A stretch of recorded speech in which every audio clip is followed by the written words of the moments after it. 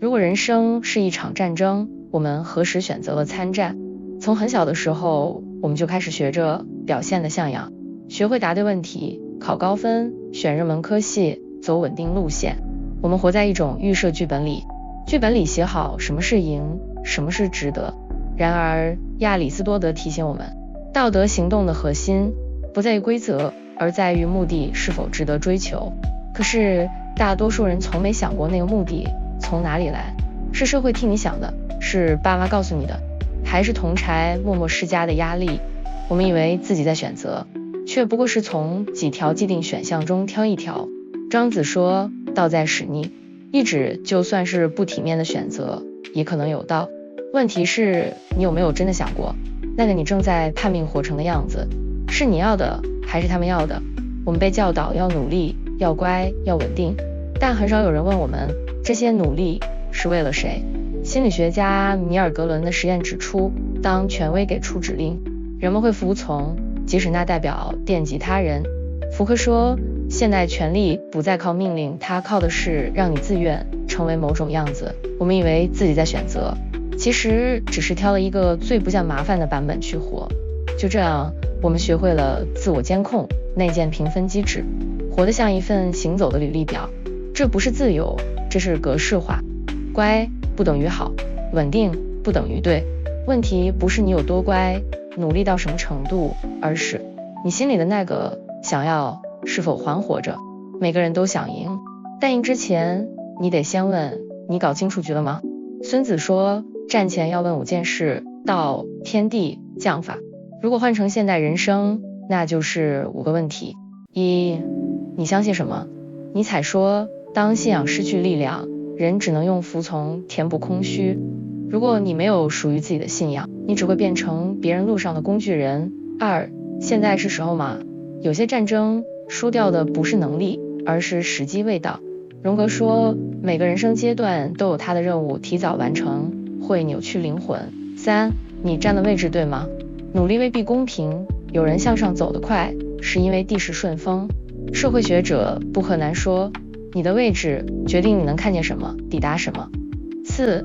你适合这场仗吗？会做不等于该做，擅长不代表喜欢。萨特说，自由是被迫成为自己，真正的选择不是在别人的清单里挑，而是自己写上去。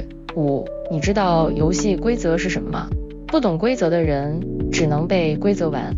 莫里斯·巴雷斯说，最大的不自由是活在他人建构的世界却不自知。这5问不是为了让你变成人生胜利组，而是让你少当别人的棋子。最聪明的人不是会打仗的人，是知道什么仗不值得打的人。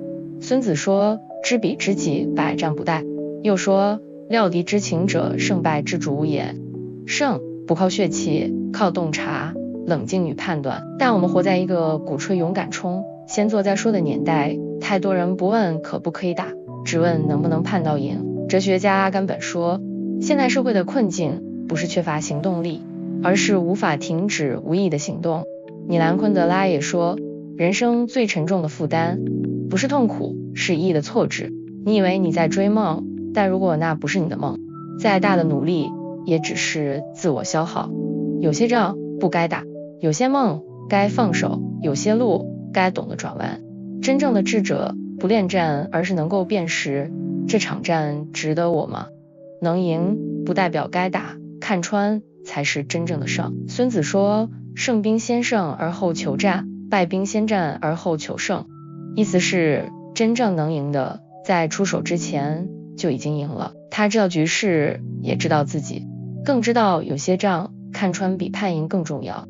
在兵法里，这叫胜可为也。如果能胜才战，不能胜就不动。西方战略家克劳塞维兹也说，战争不是目的，而是政治的延伸。一场战争的开打从来就该有全局思考。那人生呢？我们每一次出手是为了什么？是捍卫还是逞强？是自由还是逃避沉默？现代社会最大的幻觉就是把不断判驳错认为成长，把任何不战视为懦弱。但庄子说，圣人无常师无常敌。真正的智者从不预设战场，也从不为了胜利而活。他只为一件事出手，那是他愿意承担的账。在人生这场非对称、不公平、无剧本的战争里，所谓胜利从来不是全胜，不是最快，不是别人认可，而是你选择的每一场都是你愿意承担的结果。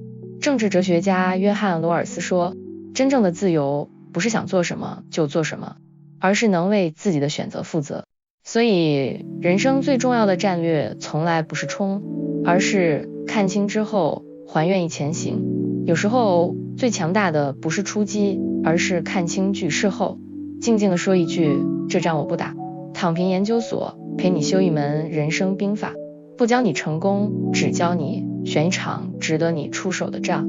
喜欢这种思辨风格，记得订阅留言告诉我们，你最近想停下的那场仗是哪一场？